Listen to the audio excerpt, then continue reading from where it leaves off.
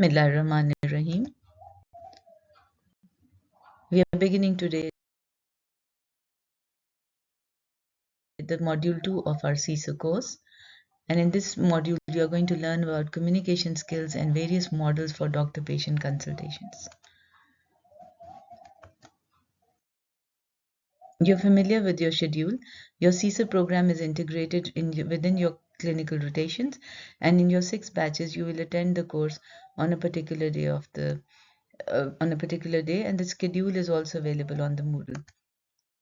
So just to reiterate the main competency of our CISO course, in the module 2, you are going to learn the sub-competency of that you will be able to understand and describe the communication skills process and discuss the doctor-patient consultation models.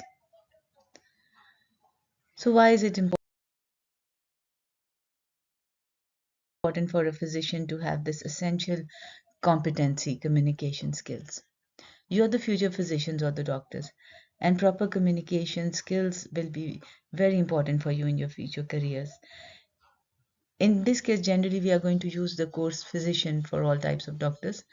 And in this module, you are going to cover the basic concepts of what are communication skills and why are these essential for physicians? What are the various doctor-patient consultation models? And which consultation models are effective and why? So what are communication skills?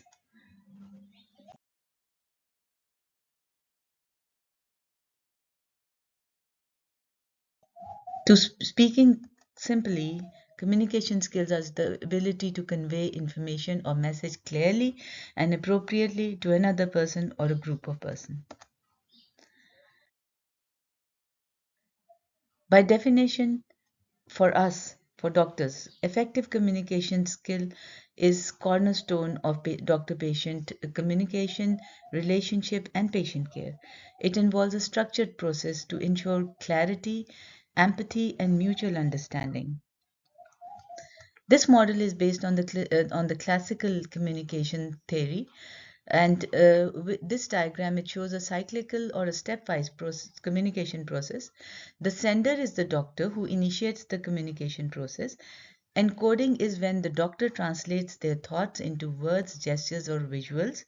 Message is the actual information being conveyed, that is diagnosis or treatment plan. Decoding is when the patient interprets the message based on their understanding, belief, and experiences. Receiver is the patient who receives and processes the message. So the patient responds to the message provided by the doctor with a feedback, which could be verbal and non-verbal, and the doctor must notice this feedback. Noise is referred to anything that disrupts this communication process. In this diagram, you can see the word channel.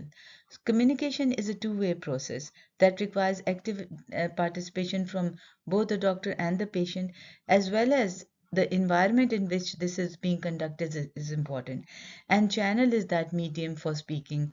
For example, the environment of OPD in a face-to-face consultation, or when you are using WhatsApp or a telephone, email, or when you are teaching through a diagram or a poster for health education, or when you're using your body language, all that environment in which this message is being transmitted is known as the channel or the medium.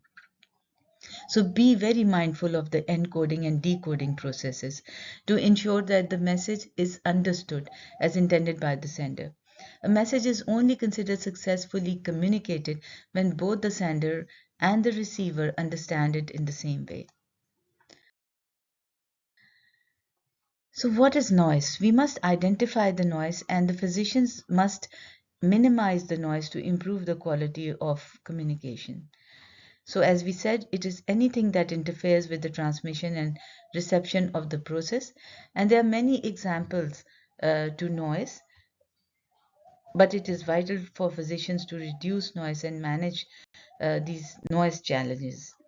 So noise can be a physical noise, that is the disturbance or the talking going on around when the consultation is happening in an OPD, for example. Semantic noise is when the doctors start using medical jargon and the patient doesn't understand what the doctor is saying. There could be a physiological problem with understanding or hearing. That's the physiological noise. And psychological noise means that patient has a certain emotional state and so does this doctor. And sometimes this emotional states disrupts the communication of the message or sending of the message, and in case of patients, their understanding, because they're already so upset that they don't understand what message is being given to them. Then there are cultural noise, which means that there's a difference or diversity in doctor's culture and the patient's culture. And the doctors really do not understand how to communicate with the patient coming from a different culture. And then there are technical reasons for noise also. So there are many problems and challenges which happen in a doctor-patient consultation, and the one of the most important is the time constraint. And doctors often feel that they have a limited consultation time, and they are usually very rushed during the conversations, and therefore they cannot elicit the appropriate patient information. Similarly, inadequate training leads to improper and insufficient consultations because the doctors avoid questions which they think that they cannot handle. And then there is a power imbalance. You must have noticed that if you go to a very senior consultant, then you are sort of intimidated in their presence, and the doctor's conversation dominates the entire consultation. Patients feel intimidated by their authority and they hesitate to ask questions.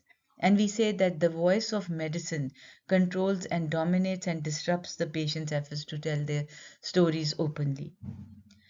There is also environmental distractions like noisy and crowded clinical settings in an OPD that disrupts this communication.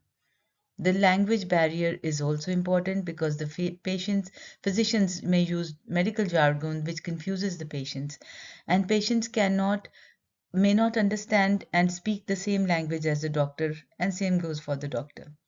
Then there are cultural differences. Patients' health beliefs and their ideas, their practices, communication styles, they may all differ from patient. So this must be kept in the view also. And the emotional barriers mean that the patient may feel anxious, scared, embarrassed, which hinder an open communication. Then there are health literacy issues with the patients because they might not understand the medical information being given to them because of their limited health knowledge.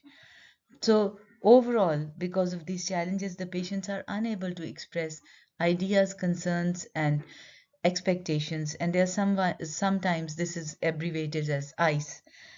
So, the communications in this, when these are not expressed and addressed, then the consultation takes the form of what is known as a biomedical framework. If the physicians are untrained in communication skills, it may lead to improper diagnosis, decreases the patient's adherence to treatment, and patient dissatisfaction. So, recognizing and addressing communication challenges, as we just discussed, will build trust and improve patient outcome. You must adapt a communication style which meets the patient's needs and preferences. So, how can we achieve this? Through practicing empathy, patience, and cultural sensitivity in every interaction. So there are various forms of communication. There's verbal communication and non-verbal communication. Verbal communication is our spoken words or the written words, and non-verbal communication is body language, facial expression, eye contact, gestures, touch, proximity, paralanguage. So just take a few minutes and think about that what is the percentage of communication do you believe is influenced by the verbal and non-verbal cues and other things? That is in a conversation or in a communication process, what is the percentage of verbal communication that is important? What is the percentage of non-verbal communication? So you must have thought about it, but to your surprise, communication is more than just words. Our communication is influenced by verbal elements, nonverbal cues, and other factors. Albert Mehrabian's research shows that verbal elements are only 7% of our communication process, and nonverbal cues influence 93% of the time. Out of this, tone of voice is 38% and language and body language is 55%. So verbal communication, which is the words which are actually spoken, is important for conveying the factual information, but is limited in expressing emotions and building rapport. The tone of voice, 38%, is how the words are spoken, that is, the pitch, volume, speed, and intonations, and it conveys the emotions, attitudes, and emphasis. Body language, which is 55%, is the facial expressions, gestures, postures, eye contact, and physical distance, and it plays a crucial role in building trust, showing empathy, and reinforcing the verbal messages. So, in medical practice, non-verbal communication is crucial for building trust and understanding. A warm tone of voice and open body language, it can make the patient feel more comfortable and heard. Misalignment between verbal and non-verbal cues can lead to misunderstanding or mistrust. Words matter, but how you say them and how you present yourself matters even more. So pay attention to your tone of voice and your body language to enhance patient trust and satisfaction. Sometimes our verbal and non-verbal communication is not aligned. So the patient gets a mixed and confused method. What you are saying is not being expressed by your expressions and your body language.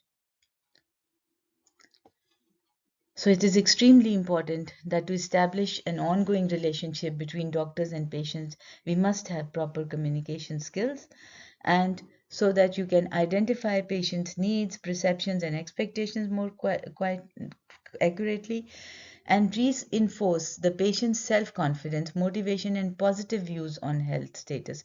Only then you can influence the health outcomes and improve the patient's health. So you have to try to make patients more satisfactory, give them more satisfactory care, and only then you can help to make the health systems more efficient, cost effective, and reduce the utilization of health. Another thing is that if you properly use communication skills, it can lead to reduce the risk of malpractice and de-escalation of violence also. Thank you so much. If you have any questions, you're most welcome to ask me in the in-person session, or you can ask them on the Moodle discussion forum. Have a good day.